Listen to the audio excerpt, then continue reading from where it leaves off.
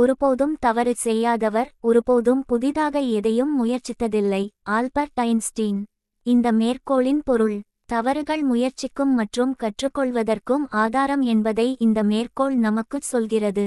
யாராவது ஒருபோதும் தவறுகள் செய்யவில்லை என்றால் அதன் பொருள் பொதுவாக அவர்கள் ஆபத்துகளை தவிர்க்கிறார்கள், தங்கள் வசதியான வட்டத்திலேயே இருக்கிறார்கள், புதிய யோசனைகளை ஒருபோதும் முயற்சிப்பதில்லை.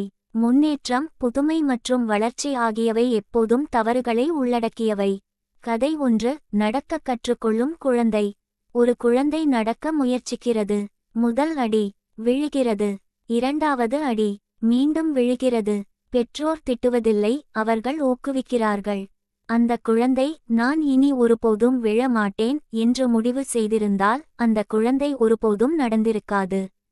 பாடம்: விழுவது, தவறுகள் என்பது புதிதாக ஒன்றை கற்றுக்கொள்வதில் ஒரு பகுதியாகும். கதை 2. தோல்விக்கு அஞ்சிய விஞ்ஞானி. ஒரு இளம் விஞ்ஞானி பழைய சோதனைகளை பிரதிபலிக்கும் ஒரு பாதுகாப்பான வேலையில் இருந்தார். அவர் ஒருபோதும் தோல்வியடையவில்லை, ஆனால் அவர் எதையும் கண்டுபிடித்ததும் இல்லை. மற்றொரு விஞ்ஞானி புதிய யோசனைகளை முயற்சித்தார். பல சோதனைகள் தோல்வியடைந்தன, கட்டுரைகள் நிராகரிக்கப்பட்டன. இறுதியில் ஒரு கண்டுபிடிப்பு மருத்துவத்தை என்றென்றும் மாற்றியது. பாடம்: புதுமையானது தொடர்ச்சியான தவறுகளிலிருந்து பிறக்கிறது. கதை 3. தவறான பதில்களுக்கு பயந்த மாணவி. வகுப்பில் ஒரு மாணவி ஒருபோதும் தன் கையை உயர்த்தியதில்லை. ஏன்? தவறு செய்துவிடுவோமோ என்ற பயம். மற்றொரு மாணவி தைரியமாக பதிலளித்தாள். சில நேரங்களில் தவறாக, அடிக்கடி திருத்தப்பட்டாள். மெதுவாக நம்பிக்கையுடனும் அறிவுடனும் ஆனாள். ஆண்டின் இறுதியில் தைரியமான மாணவி அதிகம் கற்றுக்கொண்டிருந்தாள். பாடம்: தவறுகளுக்கு பயப்படுவது கற்றலை தடுக்கிறது. கதை 4. ஒரு தொழில்முனைவோரின் முதல் தோல்வி. சிறிய மார்க்கெட். ஒருவர் ஒரு சிறிய கடையை திறந்தார். தவறான இடம், மோசமான விலை நிர்ணயம். தொழில் தோல்வியடைந்தது. கைவிடுவது ஆண்டி. அவர் கற்றுக்கொண்டார்.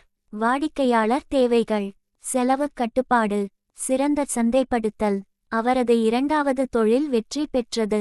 பாடம்: தோல்வி வெற்றியால் ஒருபோதும் கற்றுக்கொடுக்க முடியாதவற்றை கற்றுக்கொடுக்கிறது. முக்கிய படிப்பினைகள்: தவறுகள் சமன் நடந்து கொண்டிருக்கும் கற்றல். புதிய யோசனைகள் சமன் ஆபத்து கூட்டல் பிழை. வளர்ச்சிக்கு தைரியம் தேவை, முழுமை அல்ல. ஒரே வரியில் நீதி: நீங்கள் தவறுகள் செய்யவில்லை என்றால் நீங்கள் அநேகமாக வளரவில்லை என்று அர்த்தம்.